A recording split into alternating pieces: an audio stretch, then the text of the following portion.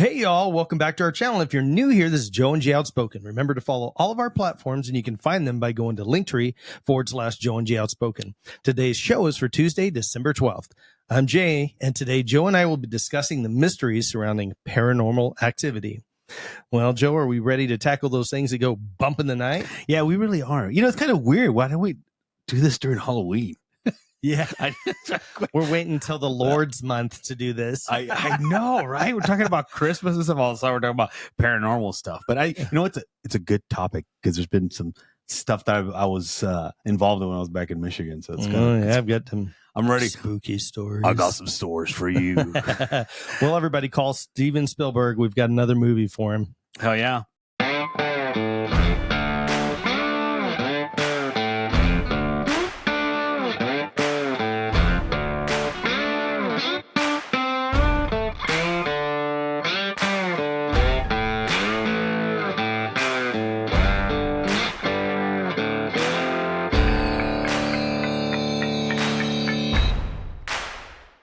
All right, everybody, welcome back to the channel.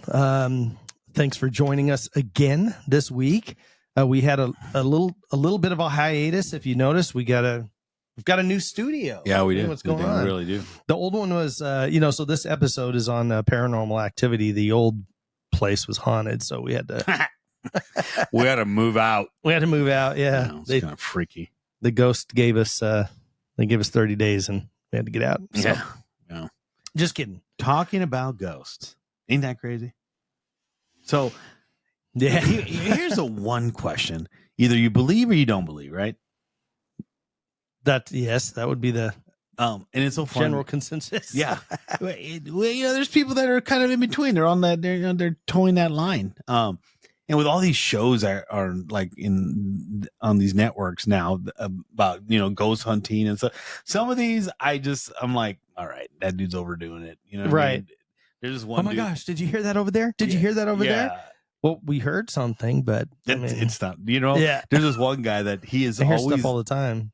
Yeah, well, that's different, bro. It's usually coming from behind me and below. Yeah. Wow. There's this one guy that comes out and does ghost hunting, and there's a bunch of other dudes, and I swear that guy's always angry about something. He's always like, every time he gets possessed or something touches him, he gets all mad all the time. And I'm like, I'm like, all right, this is drama. But anyway, talking about all this stuff, it's interesting to see. I kind of did a little bit of research, not a lot, just a little bit of just paranormal stuff, whether it's religious, whether it's just ghostly or like scary and things like that. And I find out that in every culture there's something out there, right? There's Oh yeah, they have some kind of urban legend or some kind of ghost or something that is haunted, right? Like in Mexico, right? We have like La Llorona, we have the Chupacabra, we have La Mano Peluda, which is these things that our parents would scare us with. Yeah, well, at this point, the border's open, so they're probably up here already. Well, apparently they're all over here now, getting, and I'm sure La Llorona needs a little bit of healthcare. So, but it's weird. So China, they have their own the Mogwai, which is just an evil spirit. America, we have our own ghosts, right? Like the ghosts of the Civil War. You've seen those videos where you have soldiers walking on the fields of the battlegrounds and stuff like that. We have the Bell Witch, right, which haunted John Bell back in Adams, Tennessee, I believe.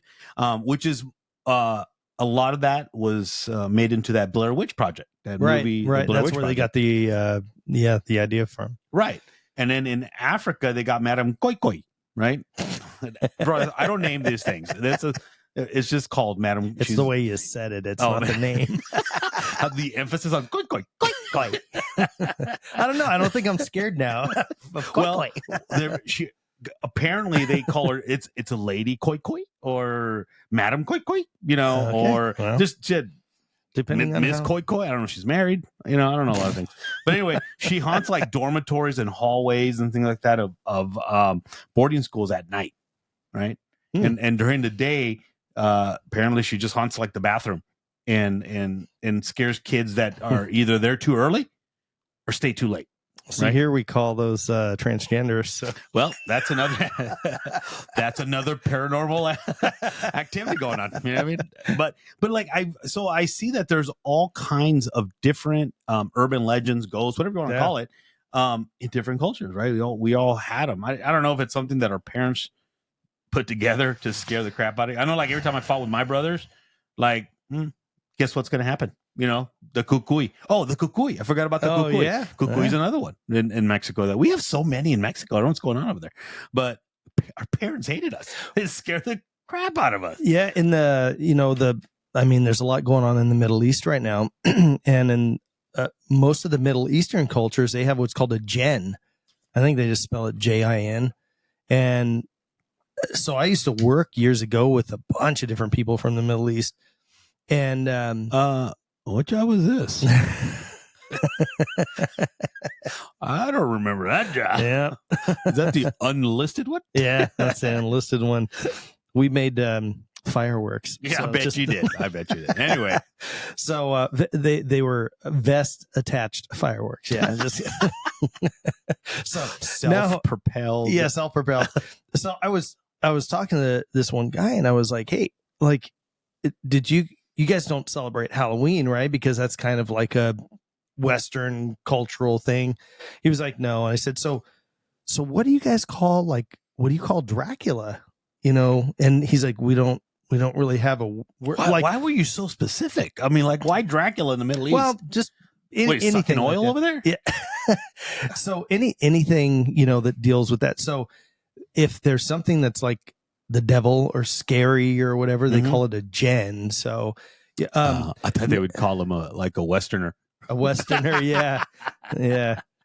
So now there is this one case, and you're right. There's a lot of stuff, around the country, and then weird paranormal things like if you've heard of like the Mothman. Like yeah. That was actually a good movie too. What? Yeah. The Mothman prophecies. Well, and that was based off of the actual events. The biggest thing, and I don't remember what year that was. I want to say it was like 82 or something like that, when the bridge collapsed. Oh yeah. And people said, well, we had seen, like, that week we had seen that moth thing or whatever it was, the red eyes under the bridge or something like that. Yeah. I remember. So there's this one that is kind of a consistent across the United States and also around the world. And they are shadow figures where you don't actually see any detail or anything like that. It's just a shadow, like a void in space. Yeah. Almost. Well, and a real common one here in the United States is the they call him he's like got a hat on. He looks like a cowboy, but it's just a silhouette of a person. And I remember when I was a little kid, it was crazy. So this is kind of a 2-part story. So I'm in college and I'm hanging out with a couple of guys that I would carpool with. And we're at this, I don't know what the party was for, if it was for the college or somebody's birthday. You're in college, everybody figures out a reason to have some kind of party here and there. Yeah. And everybody's sitting around telling kind of like ghost stories. And some of them are stupid. And people are saying, oh, yeah, I saw something when I was a kid, or I saw this ghost or whatever. So this one girl is telling this story about she had lived, God, I can't remember, but it was back, like in Kansas or something like that. And they called it the, gosh, what was it? I keep wanting to say like the Hatbox Ghost, but that's something from Disneyland or something like that. But anyways, it was a ghost that had like a hat on it. And she said it was a silhouette and, and it was scaring little kids, and that it would come and, take people in the night. My thing with that is always like, okay, so you see something that's a paranormal thing and it takes your life, right? How do you tell anybody that that's what you saw that took your life? Somebody else would have to see it. So that's my only problem with a lot of these, things that people see and, the last thing they saw was that. Well, how do you know that? So anyhow, this girl probably got on a Ouija board and got told. Yeah. You're talking to him after the fact. So she's telling this story and I'm sitting there and I start to get chills. I'm thinking, They'll multiply. No, just kidding. Oh my God. Oh, you Grease, that's a different just episode. Gave your age away, bro. So yeah, I'm sitting there and I'm like, oh my gosh, I haven't thought about this since I was a little kid. Yeah. So rewind the tape a little bit, and I don't even know how old I was. I was probably 6, 7, 8 years old, something like that. And I was having a dream in the house that I lived at with my mom, where the bedroom was and where our hallway went down all the way out to the living room, and then where the kitchen was at. It in my dream, I know it's somebody like banging on the back door, and our back door had like a window in it. Yeah. Right. And I hear somebody banging really loud. And so I get out of bed, I crawl to the edge of my door to kind of look down the hallway, and I can see like this, like, shadows from the light in the window coming through, but I can't see directly to the door. So I'm just seeing, light patterns moving. Yeah. And I hear the banging and banging and banging. And then whoosh, I hear the glass shatter. Now you got to imagine I'm in college, right? So 19, 20 years old, whatever I was at the time. And I'm remembering this in perfect detail now, something that I haven't thought of, a decade and a half at least. So the glass breaks in my dream, and I hear the door open. And so now I'm freaked out, right? And now I can see the light, the shadow, not of the figure, but I can see it like casting against the wall or whatever, coming to where they're going to be in line with the hallway, and I'm going to be able to see it. So I'm like, oh no, you're not. So I go get back in bed. And the really cool thing about when you get in bed, the thinnest sheet or anything protects up you to right here, Yeah. like totally protects you. Yeah. It's like so I get back in bed and I'm like that, and I can just see, and now I can see the whatever it is coming down the hallway. And right as soon as it looks like it's going to be in the doorway, I put the covers up over my eyes, right? Because if you don't see it, it doesn't exist. If you don't see it, it doesn't exist. No. Exactly. Yeah. Then I go like this, and in that doorway was a shadow that looked like it was a Western guy with a duster, like a trench coat duster on, with a cowboy hat on. Get out of here. So I do this. The thing is there, and I instantly wake up. For a half a second, when I open my eyes, it's still there in the doorway, and then it just goes away instantly. That's so scary. Yeah, and when I was a kid, I remember being scared to death about that. Right, that was the only time I ever had that dream. So it wasn't like a reoccurring nightmare or anything like that. So now, fast forward in college, sitting around with this group of people, and this girl, and there was a couple other people, and they start talking about, they're like, oh yeah, that's really common. That thing comes in the middle of the night and like steals kids away and all this and takes. And I'm like, I was one of the lucky ones, I guess. You're like, all of a sudden your tune changes, like, he rejected me? Like, what? I'm a good kid, man. Yeah. So he wants the naughty ones. So, yeah. Yeah. Well, I probably soiled myself, so he didn't want me anymore. I don't know what it was. But yeah, those kind of things are when you start seeing that, and if you look that up, that those shadow figures are seen around the world. That same now, not necessarily with the cowboy hat, depending on what part of the world you're in, the dress kind of mimics. So whatever. like in Mexico, it could be like a charro hat, big round There you hat. go. Yeah. All right. Well, it goes with, you have to be culturally appropriate, right? when dealing with ghosts. I mean, even you don't when want to offend anybody. Even when I was a kid, where I was at, I don't remember a lot of people walking around with cowboy hats. Yeah. So Dusters or dusters. That was definitely, especially where we were at. Well, where we were at, there was a lot of people that had those assless chaps. That's a whole different story. Mostly downtown Palm Springs, but you know what I mean? They were there. That scared me more than the shadow figure. I'm going to tell you right now. But here's the thing. You hear these stories everywhere, right? Apparently people are seeing them or hearing them or knowing about them, right? They've continued on in culture in generations and generations. They get taken down and down and down, and people keep hearing about it, right? And they keep wondering, like, oh my God, is it true? Is it not? Like, but at what point do you think, like, maybe it's mentally, the brain's a very powerful tool, right? It's one of our most powerful tools in the human body. And, can it create these things? Can it make you feel like, if you're so fearful about something, you're scared about something, does your mind start playing tricks on you? Like all of a sudden, every like we were talking earlier, every house creaks, right? Because it's made of wood, right? So it settles, it expands, there's the weather impacts it. So you hear these noises, right? And you're all thinking, what was that? Right? Yeah. But it's not until you start hearing like little pitter patter or little footsteps and things like that. So that hits you a little different. You know what I mean? You're like, oh, it's just the wood. All of a sudden you hear, it's settling. How many times it's just the wood settling? I'm like, I don't know how long does it take to settle? Yeah, this house was built in 1939. It should be settled already. Yeah, the wood is shrinking. We mean our house is getting smaller.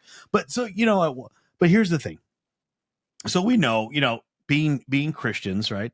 We know that we have our body's just a body, right? We believe that it is a vessel. Yeah, it's a vessel. We have a soul, a spirit, some would call it, right? But what if they exist? What if we believe it, but what if that case is, and these people do people leave footprints behind? Like, is it possible? Like, could it be that someone experienced something so traumatic that they leave a footprint behind of that trauma, to be relived, or to for that essence to still be around and linger. Essence. Yeah, I like that. Huh? So, like, I've left some essence around the linger once in a while. Yeah, that's a different type of essence. But you know what I mean, though? Like, so for example, and we were talking earlier. So when I up in Michigan, there are several. Well, it's back in the day back there, we had there's a lot of old history back on that side of the US, right? So you have buildings that were built back in the 1800s. Right. And some of those happen to be like mental hospitals, right? So one of the most famous ones in that we have in Michigan is called the Eloise Asylum. And that's in Westland, Michigan. So that place was the largest psychiatric facility in the United States. Wow. The biggest, right? They had 78 buildings in their property. There's only 5 left, but there was 70 at one point. There was 78 buildings in that property. It's a lot. It was. I think it opened up in 1839. It was founded as a poorhouse. I would assume that's like for poor people. I don't know. I didn't really look that up. But like during the Great Depression, there was over 10,000 patients at Eloise. Right? People died there. I mean, wow. it was open for a long time, and people died there. So, and some were like, they were crazy, right? The local hospital said, like, man, I can't deal with these people. Send them to Eloise, and they all end up became a mental hospital there. So, can you imagine back when they were doing like those electroshock therapies, and they were cutting those holes in their head to relieve the pressure, and like they were studying people like that. They were doing crazy stuff. Yeah. Wow. In fact, that asylum came out I think it's called Ghost Hunters. That show Ghost Hunters. Oh yeah. They showed it on an episode, and there was a little girl that drowned there. I mean, there's so many crazy things that happened there. So you kind of wonder, like, and so I took that tour. I'm like, I sucked it up. Played a man role for a minute, and I'm like, I'm gonna take this tour. Let's see what it's all about. It's a ghost hunting tour, and you go down there, bro. Hey, I swear, man, it's just creepy. So I don't know if that's because you have your mind already thinking, oh man, it's gonna be crazy. First off, it's a night, middle of the night, so you're already scared, right? And then you have all these like gadgets that they use to see, like, oh, if it lights up, there's a right. It's sensing something. Yeah. I'm like, was it sensing me? I mean, like, what is something? Does this thing sense fear? Yeah, because it's going off, man. But it's just very creepy. It's just very weird. There's another one, and this one's so I trespassed. I'm going to tell everybody that right now. I trespassed. I broke the law. So The other one it's called Northville State Hospital, and that's another old psychiatric ward. So that opened back in 1954, and I think the last patient there was 2003. Oh, that's pretty. Yeah, that's pretty. So it's far. not that it's not that long ago. 2003, right? Yeah, because most of them closed up in the 80s is when they started shutting everything down. Yeah. So it was crazy because there's tumbleweeds. Like the parking lot was like weeds had grown over it. It's just scary. Like some of the buildings had been demolished, and there's still stuff. So we went into some of these buildings, and let me tell you, man, it's just creepy. People write some crazy things on there, like "Don't go downstairs. The devil's down there." And I'm like, okay, thanks. Now I'm not gonna go down there. Right? Dead inside. Yeah, right. And I'm like, oh, yeah. Thank you, sir. Thank you for prepping me. May I have another? So I was packing heat, bro. My thoughts after was that I'm like, all right, I'm packing heat for what? Like if a ghost jumps out, what am I gonna do? Cap him with it, and it's like he's just gonna poof, yeah, and then right back. I'd be like, oh, that didn't work, right? So I think I'm coming for you, but because I was trying to prep myself, even this is broad daylight, all right. But you walk in there, it gets dark, so I'm trying to. Did you have your knife on you too? Anyway, but I was thing. I was prepping myself, so I'm thinking this. I'm packing not for the ghost, but there might be some transients. Oh, there might see somebody going in there. So someone in there that just I scare. They modern scare day me. crazy. Yeah. So I'm going through this facility, and I'm like, oh, look at the big basketball place, and they had I didn't know crazy people play basketball, but it was cool. Anyway, I was in there, looking at that. The floor looked weird because it warped from all the weather, and it just bubbled up, and I'm like, all right, I'm starting to think about Ghostbusters and all these old movies that floors be popping up and things like that. And so I kept going through Slimer, here he comes. Yeah, right. And I see that like there's a kitchen, right? And I see all these things, and you start looking at like chairs, right? And then like, why is that chair like that? Like what were they doing to these people, right? So I walked around this corner. Next thing you know, I see all these little boxes. I'm thinking, oh, this must be where like they kept the frozen food, right? It's the morgue. Dun, dun, dun, dun. I'm like, I'm good, right? So I got out of that building, and then we had a little walk. So we're walking because there's buildings in the back. You can't see these buildings from the road because the brush is just overgrown. Oh yeah. So it just adds to that creeper thing, a little bit more.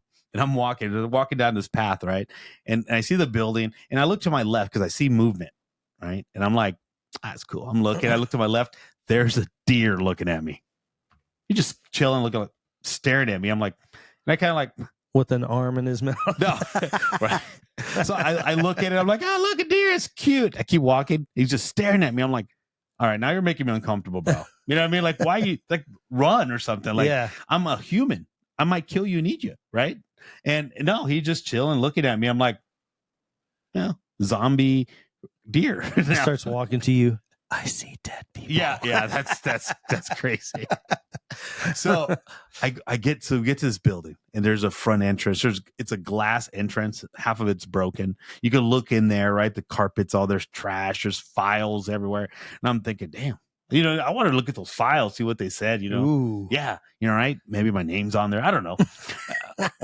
So your uncles or something. Yeah, somebody. So that door's kind of blocked. So I'm like, I'll go around. So I go around. I open this door.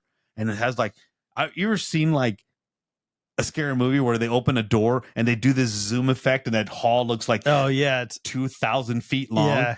So I looked at it, and that's what it looked like. Oh gosh. And I'm looking at it. I'm like, all right, I'm about to take, and I'm like, God, it's so long. And it has this smell, this stagnant smell. And I'm like, yum. Yeah. And I'm thinking, all right, let's go in here and explore. I'm about to take a first step, and out in the distance here, boom, a thump. I'm like, I'm good. I turn around. Bye. And we're gone. We're gone. I'm gonna go have pizza. I'm over this now, because it was so scary. But I think I just psyched myself out so much but I didn't see nothing. Right. But does it mean it doesn't exist? I mean, I don't know. Well, like I haven't seen a non-binary person, but does that mean that they don't exist? I mean, I don't know. Maybe they do. Wow. So when people pass away, their relatives and or friends, there's a big percentage of people that will say within the couple weeks after that they that they see Or that feel. person or feel that person or know that person's around them or whatever. And, would that be the case? Or is it Could just be. like you were saying, we're so emotionally wrapped up in that we create that in our mind? Because again, going back, if you are a Christian and you believe that once somebody dies, our soul is who we are, right? Yeah. And I'll have to look it up and I can put it on here. There was an actual scientist that did a experiment, and they had taken some people that they knew where they were passing, and they put them on a table that weighed the person. And the second they pass away, the person lightened up very little, but they lightened up. And you would say, oh, well, it's because, when you die, your liquids and stuff leave you and everything. Right. But all of that was still on the table, right? So no part of that person, inside or out, left that table. So why would they lighten up a little bit? Like, why would you slightly get a little bit lighter right when you pass away? Because oxygen coming in. Yeah. So it is kind of a weird thing to think about. But again, going back to, whether you're any kind of religion, you believe that your body is just a vessel and we are a spirit. Like, what makes us who we are, And so when you pass, it's gone. Like, that spirit goes to wherever we're supposed to go. If you believe in heaven, you believe in Valhalla, you believe wherever you believe Valhalla. In. Yeah. And that's where you go. So you're not hanging around, talking to your relatives and all that kind of stuff. So it is kind of a curious thing. I mean, obviously none of us are going to know until it's too late. But here's the thing. You've heard of that. And I've heard this from people who I've known that had lost a limb, that even after they've lost it, they still feel it. Yeah. Right. They still feel it, that they could move it. So what if that works the same? Like, if you lose the loved one and you feel, I feel like they're still here. Wouldn't that kind of be the same thing though?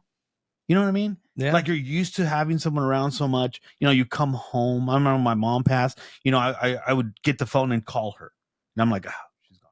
You know what I mean? So I mean, it's that feeling. I never seen like an apparition of my mom, or never seen anything like that. But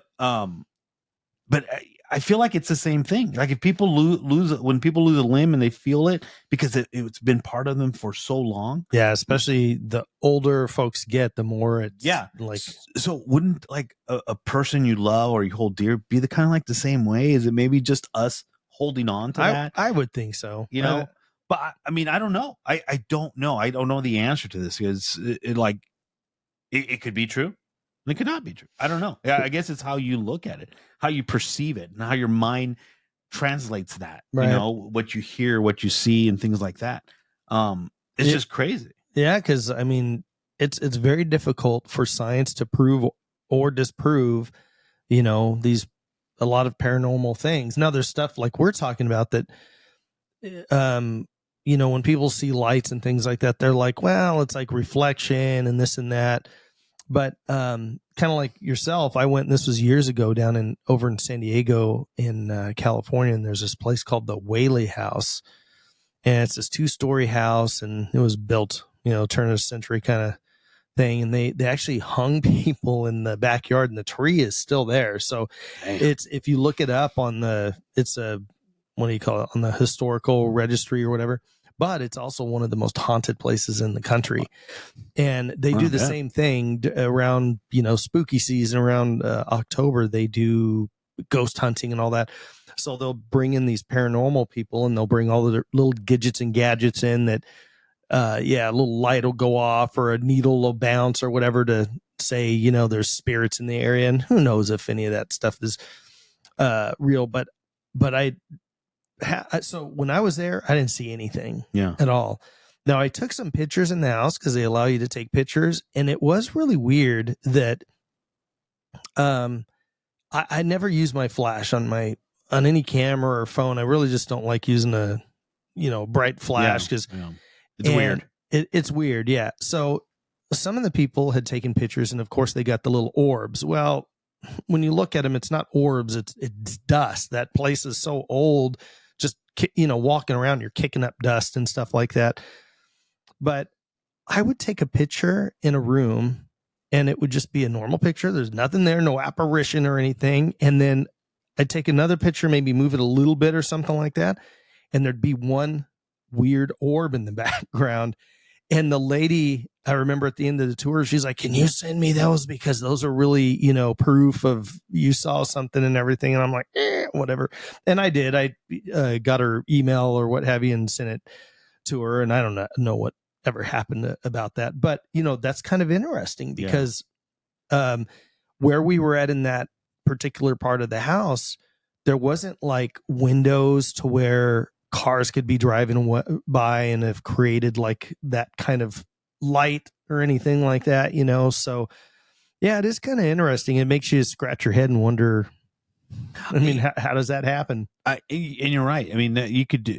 So I went to this one place. It's up in Jerome. So those of you that live in Arizona and you want to go to a haunted place, go to Jerome. There's the Jerome Grand Hotel, which used to be called the United Verde Hospital, right? And they say that more than nearly 9,000 people died there. So it's a mining town, or Jerome was a mining town. 9,000 people, that's a lot of people to die. That's a lot of people, especially in a small, considerably a small town. It was. And this was built back in 1926, right? And they made that thing like a couple days ago. Earthquake proof, like explosion proof, because they're blowing up a lot of stuff up there. Yeah, a lot of seismic activity. Not earthquake, but man-made boom earthquake. So you go there. I went there, right? And they still have this old-time elevators. We got that little stretch fence that goes across, and a little handle and stuff like that. Yeah, bro, that tripped me out. I was like, is it safe? Going down. Can I see your inspection, please? I'm a little nervous about me becoming a ghost here. But anyway, went there. Is that made by Schindler? Or what's that? God, really? Anyway, so they have these books there of pictures that people take, and there's a lot of books. And you go through, bro, you see some stuff in those pictures. So they got a lot of spirit cats up there. So they take a lot of pictures of cats that don't exist. They take a picture and there's a spirit cat. Apparently they killed a lot of cats up there. I don't know what's going on, but that's a big thing. The third floor is the most haunted of the floors. If you want to go to the most haunted room 32. 32 is the most active. You would think it would be 33, but it's 32. 32. Yeah. 2 people cease to exist by their own hand in that room on different occasions, not at the same time. Wow. Yeah. So it is one of the most haunted places there. But the thing is, they have the books there. You can look at them. Some of these things you like, it's right here. Can you see it? So you kind of have to like, all right. Maybe it's poor photo quality. Some of these pictures were like back when they had, you got to go take yours to what do you call it? Thrifties and get it developed. You know what I mean? And get it back in 2 weeks. Those little pop-up buildings in the middle of parking lots. Yeah, the 1 hour photo. Yeah, 1 hour photos. Yeah. There you go. Your picture be ready in 2 hours. It's a 1 hour photo. Yeah, we're busy. Anyway, but buy a Polaroid. Yeah. So, but they do have pictures there. People actually, they'll send them in, or they keep them during the year and they'll put them on there. And they have like just a bunch of it's a great town to go. Great food. Small little town, but it's up on a hill. It's beautiful. It's a really nice. I stayed there trying to get some paranormal activity. I think I'm a hard sleeper because that bed could have gone Exorcist and I would have been, you know what I mean? I don't know. I was looking. I took pictures down every hall. I was just like nothing, bro. Nothing. No, I saw one. I'm like, oh my God! It was a mirror at the end. My reflection. It was my bald head shining. I'm like, oh, I'm like, oh, that's me. What the? But it's good. But like I said, they already have pictures there in these big old photo albums, and it's interesting. People writing letters, so they have this whole thing of letters that people write. Say, hey, I stayed at your hotel. But again, people, I don't know. But so it's crazy. I think like everyone has their own experience, and everybody's going to interpret it their own way. Whether it's a ghost, it's a unnatural phenomenon, whatever you want to call it. I think each individual, like, do our minds desire someone to be there or alive or whatever the case is so much that, you know, our mind plays tricks on us. You know, Right. it's like when people get those, drink those medication and it's just like water or something. It's like, it's going to cure you. And Oh yeah, placebo. yeah. And Yeah. they're like, oh my God, I feel I'm bad. cured. Yeah, Yeah. I'm cured. You know, you're like, bro, you just drank water. You know what I mean? Or just gave you a water shot. You've So only gained pounds now, Gordo. It's water. so I would say that it is something in our minds that just creates that whole thing. The only thing that makes me really question it is the story that I told in the beginning of this, you know, because I was a little kid. I had never heard about a shadow figure or any of that kind of stuff. And the fact that I saw that, and then years later, I mean, I don't tell anybody, I don't talk about it. It was a dream, you know, you have Yeah. bad dreams and stuff. And then being in college and having that girl telling the story, you know, we had like this round circle, everybody's going around telling their you know, spooky stories. And when she said that, I remember getting chills thinking, how is this possible? Somebody that I didn't even really know that well at college, you know, and I've never met in my life. It actually was from a different place in the country altogether. And then come to find out, like, you can look it up. There's people all over the country and all over the world that see these shadow figures. So if we're making it up in our minds, how come so many people have had similar things, right? Similar sightings or scenes? Because now going back to that whole thing we were talking about the Mothman earlier, they were saying that, you know, when when they were first seeing it, it was creepy because people were calling into the police department or going in, and these are people that didn't know each other. They hadn't put it in the papers yet, so these were all different people that were seeing this, right? And later on, of course, guy writes a book. Then, of course, we know about the movie that comes out later. Well, it's kind of like copycat stuff. Yeah. So that's when, you know, when are you actually seeing or hearing about the real thing? Because a lot of these people are probably just fantasizing or thinking about whatever, you know, they've already been told or things that have been shown on TV or in the newspapers or what have you. So, yeah, it's definitely a curious thing. There's a movie that I watched a while back. It's a great movie. I enjoyed it. And it kind of put things into two different perspectives, I guess. Right? You got this is more religious based, not based, but kind of based. So it's about an exorcism, right? The movie's called The Exorcism of Emily Rose. Oh yeah. And it's a great movie. But you have this, so it's the whole thing is this girl is they say she's possessed. Her family, they're devout Catholics.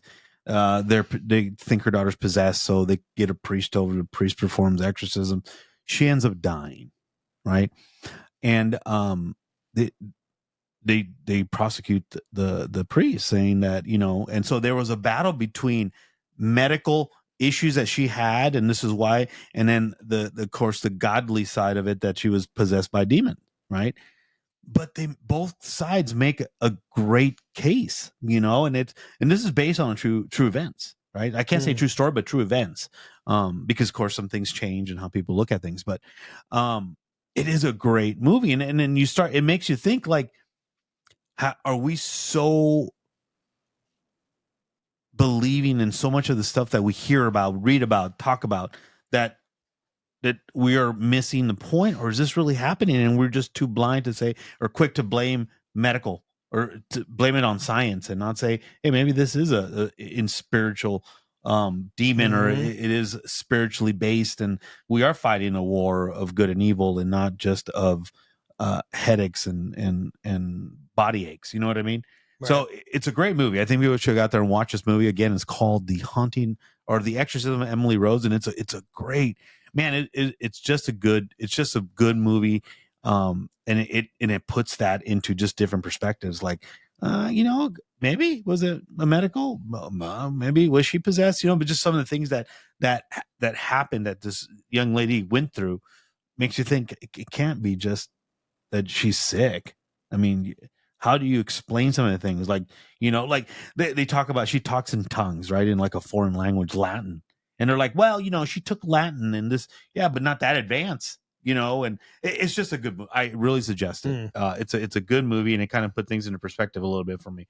But another thing, now that we're talking about kind of religion, have you ever heard of the miraculous stairs? The miraculous stairs. I don't think I have. Okay. So it's in this church. It's called the Loreto Chapel. It's in Santa Fe, New Mexico, right? So this was built between 1877 and 1881. And they say that it was constructed or inspired by Joseph the Carpenter. You know who Joseph the Carpenter is, right? Jesus' dad. Yeah, Jesus' stepdad, right? Yeah. Because Jesus' dad is God. So here's the thing about it. So it has two 360-degree turns with no visible means of support. Right? Like, how did they put this together? The wood is not from anywhere near that area because it was not grown in that area. And this man, after he was done building it, disappeared. Didn't ask for money, did nothing, just built it. Because these nuns were having a trouble, like, how are we going to get people up there? We didn't finish the church. And look it up. It's a 360-degree staircase with, how's it held together? I mean, later on they added like handles because, the law now you have to put handles. Right. But there is no visible sign of support. The wood is not from that area at all, like remotely close. It's just weird. And again, but the thing is that the nuns were praying and praying for a solution to get people up into the balcony up there. And they were praying, and all of a sudden this man just appears, right? Builds these staircase with just a wooden hammer and whatever, and just built it, and then disappeared. It's crazy. Yeah. And it just disappeared. And that's it. Yeah. It didn't ask for money, didn't ask for nothing, on a donkey, bro. Seriously. So, I mean, you can't make that up. I mean, even if you made it up, because people even today, they're like, yeah, I don't know how I did that. Like people like woodmen, people that woodwork, they'll sit there and like, yeah, I don't know how you did it. Yeah. I mean, they could take it apart, but they're not going to do that. But, right. I mean, there's ways to cantilever stuff, but. What did you just say? Cantilever. You can't leave who?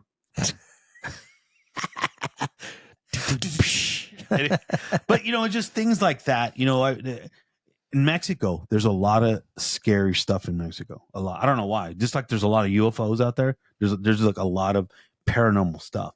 Like there's a lot of people that do that witchcraft. That do these different things. So there's brujeria. Brujeria. Yeah. And so in Mexican culture, there's the white witch and the black and the black witch, the dark witch, right? That does the evil stuff, and then the white witch that does all the good stuff.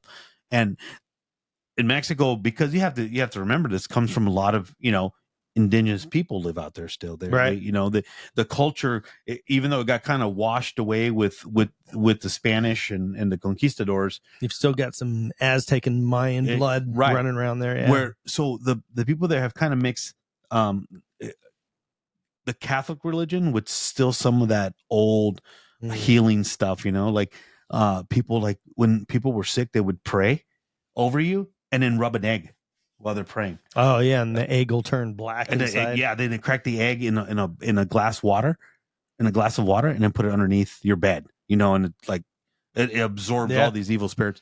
And I've seen that. I don't know if they got a rotten egg, but I've seen that. And I'm like, what is that? Well, how would they know? That right. Is, well, if you think about it, you're not going to put it up against light and like, oh, it's a darker color. No, you can't. It's just an egg, right? Right. And you can't tell the color of the yolk or if it's black, or because it's a shadow that you're seeing inside, right? Right. And I mean, you can see if there's a chicken there, right? You're not going to eat that egg. But the thing is that they mix those different types of religion or culture together, and they practice it, and so if you think back, and like if they have that, if they do that, at what point did they think, hey, we need to do this because there's evil spirits, there's evil things? Now, as Christians, we do believe in evil spirits. We believe that those are out there, right? So why can't we believe that there's ghosts? Why can't we believe that, I've seen doors shut. I mean, I blame it on the wind. There's a door, right. Things like that. But is it? or is it just us telling our minds that's what it is, bro? Yeah. Just stick with that. Well, even nowadays, I mean, because my house is real long, from the front door to the said back no door. one. Oh, sorry. Go ahead. And if I have like the back door open, I open the front door, or even like the garage door. Oh, yeah. That door will, because of the Yeah. wind. But I have to admit, every once in a while when it happens, it scares you because you're like, why did that close? Yeah, you're Because right. it slams really loud. But another thing with stuff that has happened curiously throughout the world. So you take go to like Thailand, and then go to Egypt, and then we've been talking about Mexico and South America. These are places that are completely separated from one another, like entire continents apart, and they have pyramidal structures. Now they're a little bit different construction, but they're pyramids. Now, how would all these people, again, this goes back to that shadow figure thing. How would people all over the world, like, why is it ingrained in us? Then let's say it's just a thing, a figment of our imagination, 100%. So then why would people from different cultures and different parts of the world see a shadow figure out of all things? Why would that happen? And when early people were starting to build, I mean, this is before land bridges, and when, these distances were, I mean, really far apart. They'd spend a lifetime going to another continent. How would it be possible for them to say that, hey, we're going to build this thing, and it happens to be pretty darn close to what these other people are building? It's just really, it's really bizarre. Well, I just want to say that the Mayan and Aztec pyramids were way better than the Egyptian ones. Way better. They just got a little pyramid. That's it. We had some designs, bro. Pyramid complexes. Bro, we had cities, huge cities of them, and in there, and then they had their gods, and they believed in their spirits, and they believed in all that stuff. But you have to see, where does it come from for them to believe in spirit or the spirit world and things like that? Did they see something at one point?